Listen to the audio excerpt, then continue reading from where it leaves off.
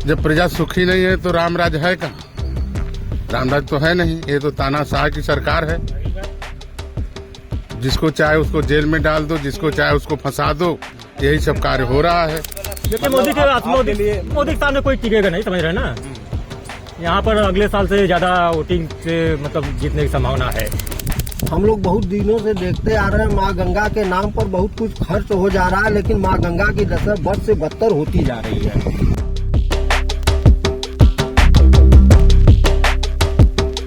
नमस्कार, राम राज्य यात्रा अब पहुंच चुकी है बनारस में और ये बनारस ही हमारा पड़ाव था। बड़नगर से ये यात्रा निकली, 50 दिनों में ये बनारस पहुंची। इस बीच हमने 40 से ज़्यादा लोकसभा सीटें कवर की और यहाँ अब जब बनारस में आ गए हैं तो यहाँ बहुत सारी चर्चाएं हैं। प्रधानमंत्री नरेंद्र मोदी यहाँ से 2 बार से सांसद बनते आ रहे हैं, तीसरी बार भी वो चुनावी मैदान में है। तो इसी बीच यहाँ के कुछ ग्रामीण हैं, उनसे हम बात करेंगे कि बनारस के विकास से उनका क्या फायदा हो रहा है और वो किस तरीके से सोचते हैं। क्या नाम है आपका? हमारा चंद्रिका प्रसाद। हाँ, तो क्या सोचते हैं आप, ये 10 सालों में बनारस में क्या बदलाव हुआ है? 10 साल में बनारस का बहुत बदलाव हुआ है। बनारस का भाई बहुत अच्छा बदलाव हुआ है, लेकिन बस 1-2 ठे कमियां हैं, मतलब ऊपर ध्यान नहीं है। हमारे समझ में आगे माननीय हमारे प्रधानमंत्री जी का ये क्षेत्र है, वाराणसी संसदीय क्षेत्र है, लेकिन सब कुछ तो बहुत अच्छा है। लेकिन एक चीज़ यहाँ पे यही गड़बड़ है कि भाई थोड़ा बेरोजगारी या जो महंगाई पर नहीं ध्यान है, बेरोजगारी पर नहीं ध्यान, और उनका और सब कार्य बहुत अच्छा है। मतलब यहाँ पर जो भी प्रशासनिक भी उनका बढ़िया है और विकास भी बढ़िया है, लेकिन यहाँ पर खाली बेरोजगारी और शिक्षा पर भी थोड़ा सा महंगाई है, महंगा चीज़ है शिक्षा, उस पर नहीं ध्यान है। और सर वही जो भैया बताए वही सब समस्या है। यहाँ पे बेरोजगारी और शिक्षा की कमी है और यहाँ पे बच्चों को नौकरी की समस्या है, नौकरी की नहीं मिल रहा है। शिक्षा में तो यहाँ बीएचयू बहुत पहले से है, तो बीएचयू की हालत कैसी है? बीएचयू की हालत तो ठीक है। बीएचयू के में पढ़ाई होता है, लोग बाहर से आते हैं, सब लोग अपने बच्चे पढ़ते हैं इसमें। अच्छा, प्रधानमंत्री जी ने कहा था, आपका नाम? जगदीश प्रसाद जी। हाँ, तो जगदीश जी से बात हो रही थी। तो प्रधानमंत्री जी ने कहा था कि माँ गंगा ने हमें बुलाया है, तो जो माँ गंगा ने बुलाया है उसमें उन्होंने 10 सालों में माँ गंगा के लिए क्या किया है? सर देखिए, कहने के लिए तो बहुत कुछ भाई किया, लेकिन हम लोग बहुत दिनों से देखते आ रहे हैं, माँ गंगा के नाम पर बहुत कुछ खर्च हो जा रहा है, लेकिन माँ गंगा की दशा बद से बदतर होती जा रही है। माँ गंगा में कोई सुधार नहीं हो रहा है।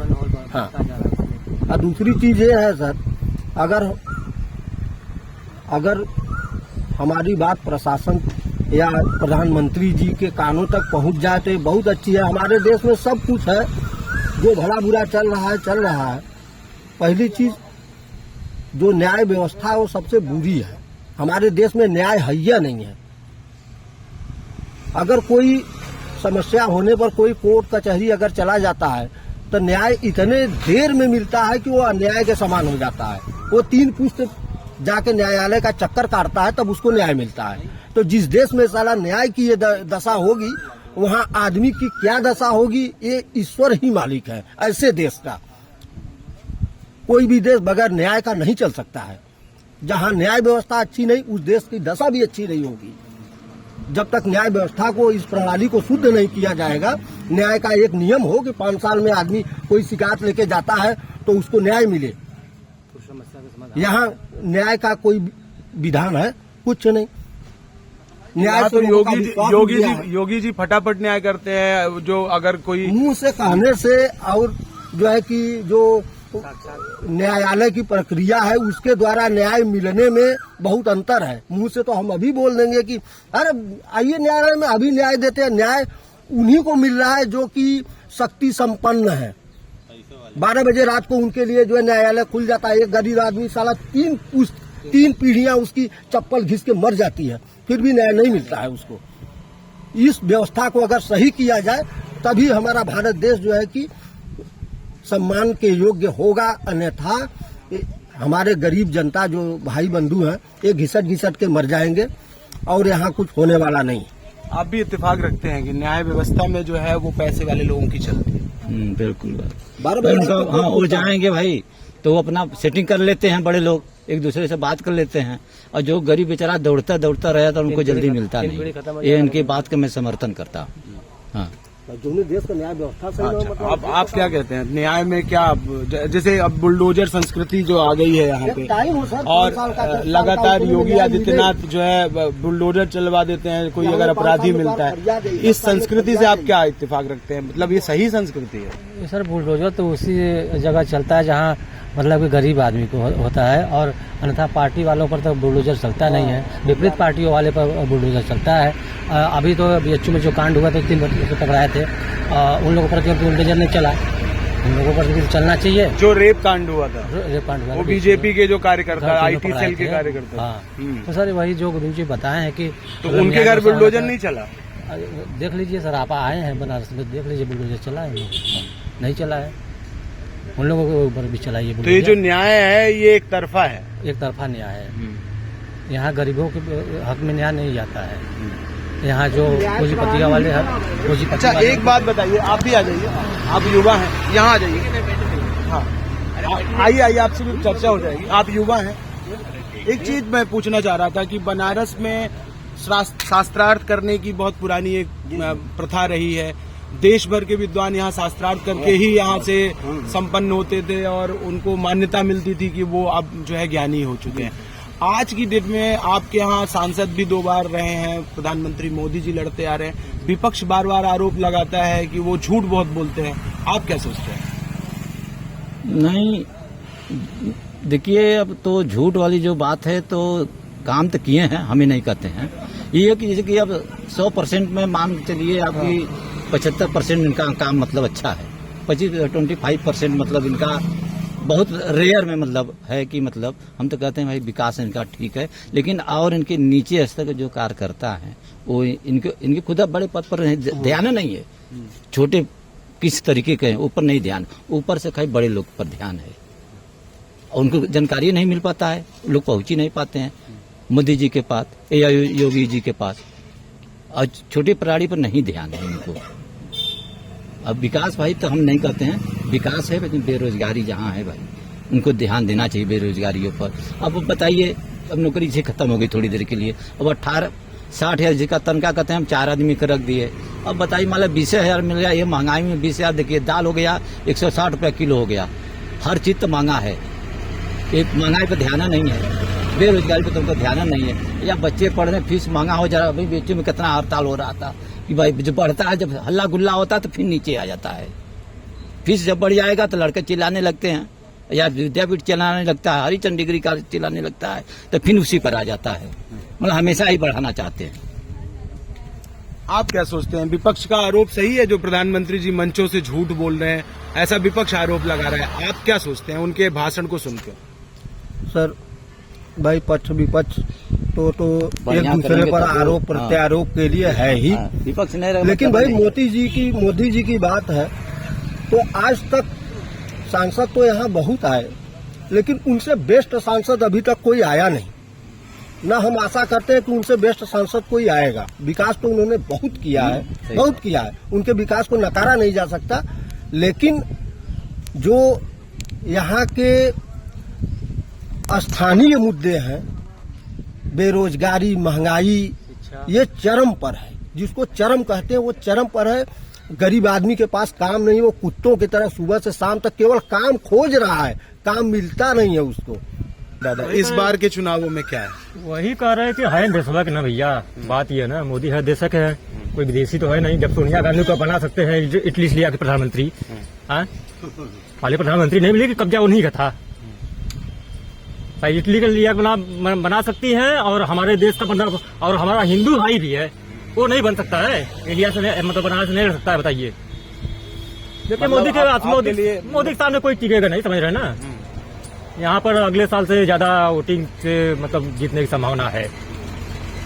मान लीजिए आप तो देखिए सभी लोग मतलब ये भाई साहब है, इनका कुछ मत अलग है, भाई साहब है कुछ मत अलग है, सबका मत अलग है, लेकिन बहुमत मतलब बीजेपी का है, बहुमत बीजेपी। हाँ बहुमत बीजेपी। तो आपको लगता है मोदी जी यहाँ आए और उन्होंने बनारस को बदला है? लगता था, आप ही देख रहे हैं, अभी 7-8 साल पहले यहाँ पर लगा था वो बोल्डर था, हम लोग देखिए किसान है, मंडी जाते थे सुंदरपुर, तो सब्जी ले जाने में था तो सब्जी का तरकारी बन जाता था। आपका क्या नाम है? रमाकांत पटेल। तो ये कौन सा गांव है? ये आपका नरोत्तमपुर एनुआ है, ये नरोत्तमपुर ग्राम सभा है, एनुआ ग्राम सभा है, ये बॉर्डर है तो हमारा। यहाँ से कितना दूर बनारस? मंडी हम लोग जाते थे, बनारस है, ये बनारस के अंदर ही रोहनिया विधानसभा क्षेत्र है ना। 3-4 किलोमीटर। हाँ, लंका है यहाँ से 7-6 किलोमीटर है लंका, यहाँ है बेचू है 3 किलोमीटर। आप लोग तो घूम ही रहे हैं, देख ही रहे तो होंगे। ये जो विपक्ष के आरोप लगा रहे हैं कि यहाँ पे प्रधानमंत्री जी ने कहा था कि सबसे विकसित जो है शहर बना देंगे, क्यूटो बना देंगे। ये जाहिर सी बात है, अब एक मकान बनाने में आपको साल भर का समय लगता है, एक छोटा मकान बनाने में साल भर का समय लगता है। इतना बड़ा कंट्री है, इतना बड़ा देश है, सबको लेके चलना है भाई। परिस्थितियाँ खराब है, उसको बड़ा बदलाव करना है भाई, बदलाव हो ही रहा है। देख रहे हैं बिजली जो झूल झूल के आता था सर्वाती आए दिन, मतलब 24 घंटा में शायद 4 घंटा बिजली आती थी, सर्वाती 18 घंटा गायब रहती थी एकदम, है ना। आज को कम से कम 22-23 घंटा बिजली दे रही है, 1 घंटा से कटौती हो जाती है मुश्किल से। पानी की सुविधा आपको घर घर उपलब्ध है, नाला बन गया है, रोड बन गया है, राशन मिल रहा है, आयुष्मान कार्ड मिल रहा है। आयुष्मान कार्ड देखिए ये लाभ भी है भाई साहब। हमारी अभी एक रिश्तेदार है, आयुष्मान कार्ड के द्वारा कैंसर का भी, माउथ कैंसर ऑपरेशन हुआ है, 5 लाख रुपया लगा है, उसका खर्च हुआ है। तो ये सब लाभ मिल रहा है, तो भाई जनता जाहिर सी बात है वोट तो करबे करेगी, मुझे करेगी ना, इतना सुविधा जो दे रहा है आदमी। अच्छा, ये जो 400 पार वाली बात होती है, आपको लगता है बीजेपी 400 पार जाएगी? तो देखिए, हम तो बीजेपी समर्थित है और हमको लगता है कि बीजेपी तो 350 लगभग आसपास पहुंच जाना चाहिए, मतलब 335-40 भाई 303 सीट अगले बार ही था। अब हम लोग तो एनालिसिस करते रहते हैं, जिसे आप लोग यूट्यूबर है, हम लोग भी देखते रहते हैं।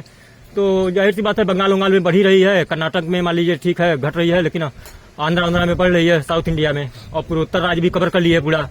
और यूपी में कम होने का नाम नहीं, मतलब कम होने की संभावना नहीं है, क्योंकि अगली बार बसपा और सपा समर्थित तो दोनों गठबंधन था, फिर भी 63 सीट जीती थी। अब इस बार ज्यादा है भाई, इस बार तो बहन जी अलग हो गई है, बहन जी अलग हो गई है, जाहिर सी बात है कमजोर हो गई है विपक्ष यहाँ पर। कहीं न कहीं उन्होंने बीजेपी को भी समर्थन दे रखा है। अब देखिए, अपनी राजनीति है, उनको अपना राजनीति का अस्तित्व बचाना है, हाँ? अपना अस्तित्व बचाना है ना, वो दूसरे का थोड़े देखेंगे। उनका तो कम्पिटिटर वो है भाई सपा। हालांकि हम भी जैसे भाजपा से मोह भंग होगा तो बहन जी को मैं पसंद करता हूँ, भाजपा से मोह भंग होगा तो फिर बहन जी का मतलब दूसरे नंबर पर वही है। 2024 का जो चुनाव है वो किन मुद्दों पर है? मुद्दा यही है बेरोजगारी, कांग्रेस का बेरोजगारी और ये सब, और नहीं, लोगों का मुद्दा बताइए। लोगों का मुद्दा यही है कि बेरोजगारी है, धंधा व्यवसाय चल नहीं रहा है, दुकानदार लोग बैठे रहते हैं, होता नहीं है, दिन भर बैठे रहते हैं, कारोबार होता नहीं है, बस बेरोजगारी ही मुद्दा है। तो बेरोजगारी मुद्दा है, तो इस बार के वोटों में असर पड़ेगा? वो वोटों में कुछ या देखिए, व्यवसायी लोगों का वोटों में असर तो पड़ेगा ही भाजपा के विरोध में, कि उनका व्यवसाय चल नहीं रहा है। तो जितना व्यवसायी है वो चाहेंगे कि मेरा व्यवसाय चले, जिससे हमारा धंधा बढ़िया, घर बार बढ़िया से चले। तो भाजपा सरकार में नुकसान हुआ है तो आदमी व्यवसायी हटेंगे उनसे, व्यवसायी नाराज है। हाँ, व्यवसायी तो नाराज। किसानों की क्या स्थिति है? आप तो किसान हैं। लेकिन हाँ, उतने बड़े काश्तकार तो है नहीं कि छोटे किसान। हाँ, छोटे किसान। तो खेती किसानी में यहाँ आवारा पशुओं की बड़ी दिक्कत है, पूर्वांचल में आवारा पशु बहुत हो गए। ये आवारा पशु जो सांड बरदा घूम रहे हैं, नुकसान कर रहे हैं खेतों में, तो ये सब तो नुकसान कर ही रहे हैं। तो ये भी सरकार की जिम्मेदारी है। सरकार की जिम्मेदारी तो है ही है भाई, उनको देखें, अपना पशुशाला में डलवाएं, इसको बंदी गृह है, बंदी गृह में उठा के ले जाए। और कहते हैं लोग खुद छोड़ रहे हैं, लोग ही पहले उसमें जब तक वो दूध देती है गाय तब तक रखते हैं, उसके बाद वही छोड़ देते हैं। ये बात सही है, एकदम 100% सही है। जब तक गाय दूध दे रही है तब तक वो रखे हुए अपने पास। जब गाय भैंस गाय जो आप सरकार बोल रहे हैं ना, दारू बंद करा दीजिए, किसी नहीं पिएगा, नशे में नहीं हो गए सब, फोटो बढ़िया से ला। सरकार को बोलिए कि दारू बंद करा दें, यूपी में भी, जिसे बिहार में बंद है यूपी में बंद करा दें बस, ठीक है। रमेश पलवा आ गया, वो खुदा बोलेगा। अब बतियाइए माखन से। अब हाँ, तो ये माखन जी थे। चलिए, और कुछ युवा यहाँ पे खड़े हैं। आपका क्या नाम? जी, मेरा नाम मोनू सिंह है। आप क्या सोचते हैं, बनारस के क्या मुद्दे हैं और हमारे देश में इस समय क्या मुद्दे हैं इन चुनावों में? मैं तो यही सोचता हूँ कि सरकार के द्वारा इतना बीजेपी की तरफ से लापरवाही है, और जो रह गया, जो बहेतू जानवर हैं, लोग कहते हैं कि जब किसान दूध दूता है, उससे जब तक दूध पाता है बाकी जानवर को छोड़ देता है। क्या किसान नहीं चाहेगा कि जो हमारे पास सांड है, अगर सरकार सुविधा दे कि ठीक है हम यहाँ पे सुविधा देना, इतनी सरकारी जमीनें हैं, लोग जगह जगह पे सुविधा दे, कि लोगों को सुविधा दे कि ठीक है यहाँ से 10 किलोमीटर 20 किलोमीटर 30 किलोमीटर दूर लोगों को सुविधा दे, 5 किलो 10 किलोमीटर के दायरे में बनाए कि यहाँ पे आप अपने गौ को ला करके छोड़िए, जिससे सरकार उसका देख रेख करे। तो क्यों नहीं किसान छोड़ेंगे? आज इतने लोग का एक्सीडेंट हो रहा है, आदमी तो मर जा रहा है, चाहे 15 साल का युवक हो चाहे 20 साल का युवक, रोड चल रही है, एकाएक सांड आ जाता है, आदमी लड़ करके एक्सीडेंट होकर मर गया, उसका तो पूरा जीवन चला गया। इसमें सरकार क्या कर रही है? जगह क्यों नहीं दे रही है लोगों को? तो ये जो गौशालाएं बहुत सारी बनवा रखी हैं, कहाँ गौशालाएं बनवाई हैं? सरकार कहीं बताए कि हमें गौशालाएं बनवाई हैं? तो ये कागज में है क्या गौशालाएं? हम कह रहे हैं अगर सरकार बनवाई है, सरकार तो बस यही कर रही है कि रोड का निर्माण हम कर रहे हैं, बिजली का निर्माण हम कर रहे हैं, सब चीज सरकार तो यही बता रही है। लेकिन सरकार ये चीज को दिखाए तो बता दीजिए आप, कोई सरकार के द्वारा गौशाला इस क्षेत्र में कहीं हो जो सरकार के द्वारा हो कि आप इसमें अपना चाहे पड़वा हो चाहे सांड हो ला करके छोड़िए, कोई नहीं बोलेगा।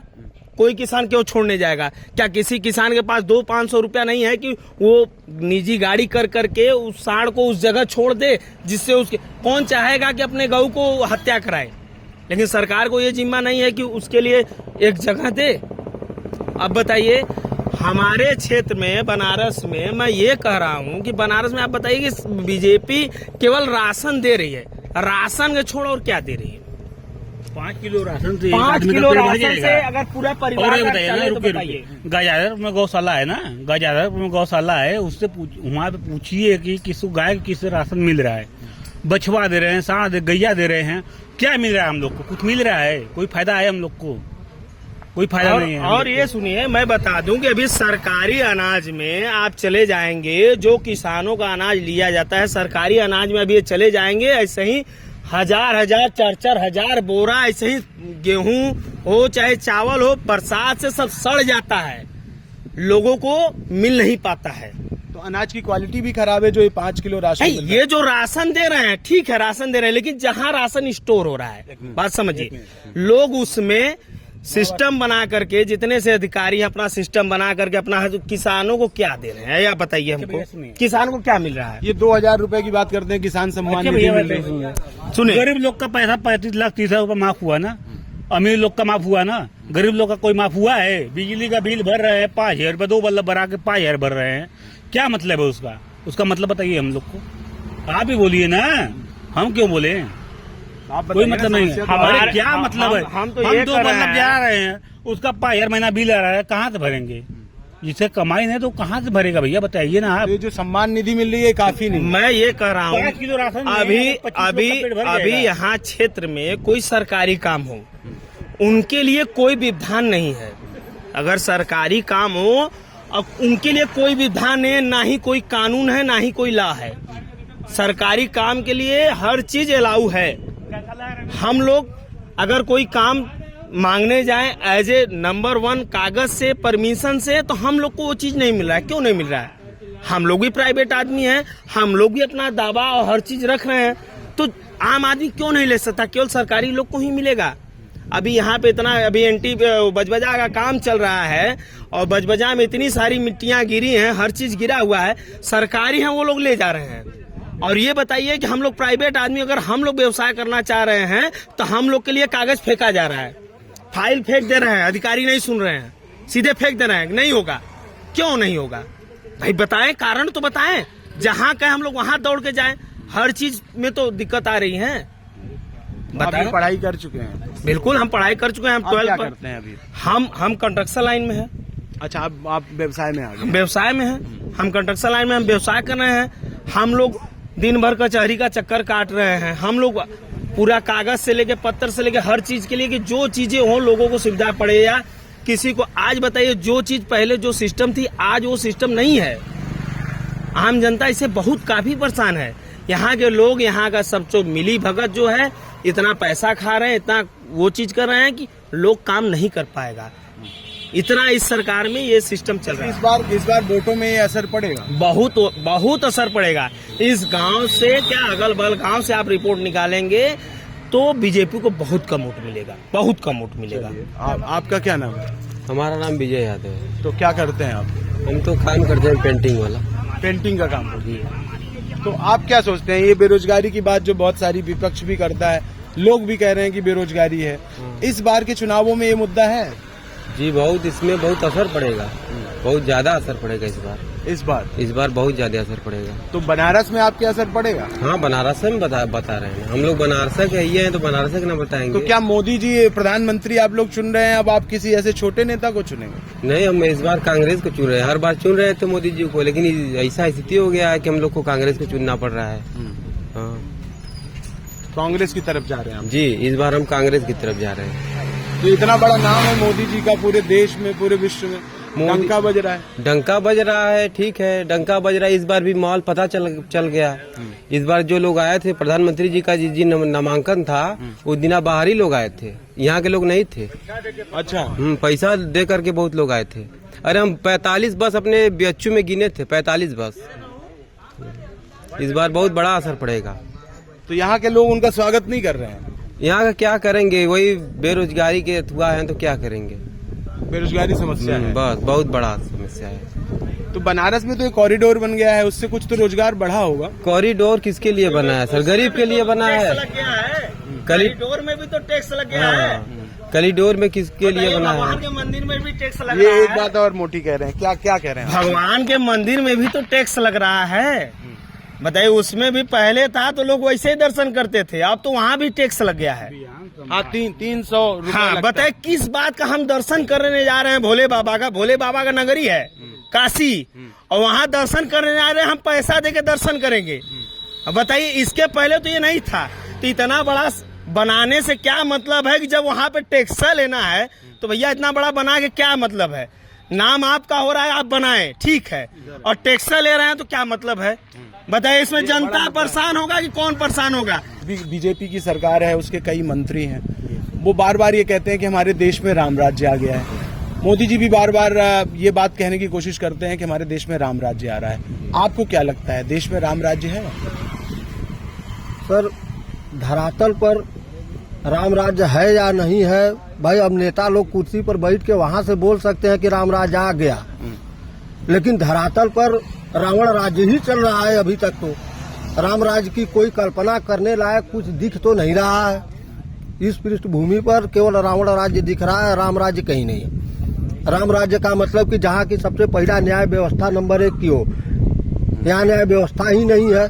किसी आदमी को न्यायालय जाता है तो साला 3 पीढ़ी में उसको जब न्याय मिलेगा, जब गरीब आदमी को पता ही नहीं है कि एक छोटा सा घर का समस्या भी लेके गलती से न्यायालय लोग जाने से डर रहे हैं। हिंदुस्तान के न्यायालय में घुसने से लोग डर रहे हैं कि अगर कहीं भैया गलती से फंस गए, यहाँ लोग न्यायालय से डर रहे हैं कि न्याय व्यवस्था में अगर फंस गए भैया तो हमारी बड़ी पैसा बर्बाद हो जाई, न्याय हमें मिली नहीं। तो राम राज्य ये जो है सिर्फ जो है चुनावी बातें हैं? नहीं, एकदम चुनावी बातें हैं। राम राज्य का मतलब कि खाने के लिए यहाँ छोटा आदमी जो है कि परेशान है। राम राज्य में खाने के लिए तरस नहीं रहे थे लोग, वहाँ दूध दही की नदियां बहती थी उस समय, ये कहा गया है राम राज्य का। इस समय का ये दशा है कि बेचारा गरीब आदमी सुबह से लेके साइकिल निकल रहा है, उसको काम नहीं मिलता है, आके किसी से कर्जा लेके जो है कि किसी तरह घर चला रहा है। इसको राम राज्य कहेंगे हम? चलिए, एक और दादा आ गए हैं, अभी नए जुड़े हैं, इनसे भी पूछ लेते हैं। हमारे देश में राम राज्य की बड़ी बात हो रही है, देश में राम राज्य आ रहा है, आपको क्या लगता है, राम राज्य आ रहा है? हमके तो राम राज्य समझ में नहीं आता कि होता क्या है। राम राज्य का मतलब होता है कि जब राजा सुखी है तो प्रजा भी सुखी होना चाहिए। जब प्रजा सुखी नहीं है तो राम राज्य है कहाँ? राम राज्य तो है नहीं, ये तो तानाशाह की सरकार है। जिसको चाहे उसको जेल में डाल दो, जिसको चाहे उसको फंसा दो, यही सब कार्य हो रहा है। अब हमारे कहे कि मतलब कि विपक्ष वाले सब चोर हैं और जो पक्ष वाले हैं सब ईमानदार हैं, सब दूध। अगर तो आप कितने बड़े क्रिमिनल हैं, उनके यहाँ मिल जाएंगे, गंगा में नहा लेंगे, एकदम स्वच्छ हो जाएंगे। तो स्वच्छता तो राम राज्य यही है। तो पूरे भारत से लोग इस समय आ रहे हैं यहाँ काशी का दर्शन करने। ये जो भीड़ है, लाखों की भीड़ आती है, उससे रोजगार तो यहाँ बढ़ा होगा। तो रोजगार तो अब जो बगल में हैं उन लोगों का तो रोजगार बढ़ा हुआ, लेकिन वो बगल वालों से नहीं ना हो सकता है। जब से पूरे भारत का रोजगार नहीं बढ़ेगा, पूरे भारत का रोजगार बढ़ना चाहिए ना। जो हम लोग बेरोजगारी देखे, बेरोजगार बैठे हुए हैं, किसी का दुकान नहीं चला है, लड़के पढ़ लिख करके बेरोजगार पड़े हैं, अगर लड़का अगर नौकरी चाकरी करता है, शादी ब्याह हो जाता है अगर तो ठीक है, नौकरी चाकरी करता है। अगर मान लीजिए नहीं नौकरी चाकरी करता है, 30-35 साल का करेगा क्या? चोरी छिनैती डकैती मर्डर यही करेगा, उसके पास ऑप्शन यही है। तो शिक्षा बहुत जरूरी है और नौकरी बहुत जरूरी है, ये सब हम लोगों को बहुत जरूरी है। तो इस बार मोदी जी, ये जो बीजेपी बार नारा लगा रही है कि इस बार मोदी जी को 10 लाख पार से जिताएंगे, आप लोगों को क्या लगता है कि कितना अंतर रहेगा? बात ये है कि पक्ष विपक्ष बहुत लोग हैं और जो जिसका मन है वो अपना भाजपा को वोट देगा और जिसका मन है वो कांग्रेस को वोट देगा, और तो यही बात है, जिसको समझ में आएगा वो जहाँ अपना देगा। लेकिन इस बार तो आपका अनुभव क्या कहता है? हम लोग तो कांग्रेस को देंगे। आपका अनुभव क्या कहता है? मोदी जी को कितना वोट मिलेगा? अब मोदी जी को तो उस समय 350 वोट से जीते थे, इस बार तो कम हो जाएगा उनका वोट। 3.5 लाख से भी कम हो जाएगा इस बार। एक और युवा हमारे साथ जुड़ गए, इनसे भी पूछ लेते हैं कि आप नहीं बोलेंगे कुछ भी? तो चलिए, बहुत सारे लोग बोलना नहीं चाहते, लेकिन जो लोग बोल रहे हैं वो यही कह रहे हैं कि महंगाई, बेरोजगारी, ये जो प्रमुख मुद्दा है इन चुनावों का, इसका असर बनारस में भी होगा। चाहे वो यहाँ से भले ही प्रधानमंत्री नरेंद्र मोदी 2 बार से जीतते आ रहे हैं, लेकिन इस बार वो जीतेंगे तो, लेकिन इस बार उनको बहुत कम वोट मिलेंगे, ऐसा लोगों का कहना है। महंगाई, बेरोजगारी और किसानों के मुद्दे यहाँ प्रमुख हैं और यही इस बार के चुनावों के मुद्दे हैं। सहयोगी शिवम के साथ रवि शंकर, बिहान संवाद, बनारस।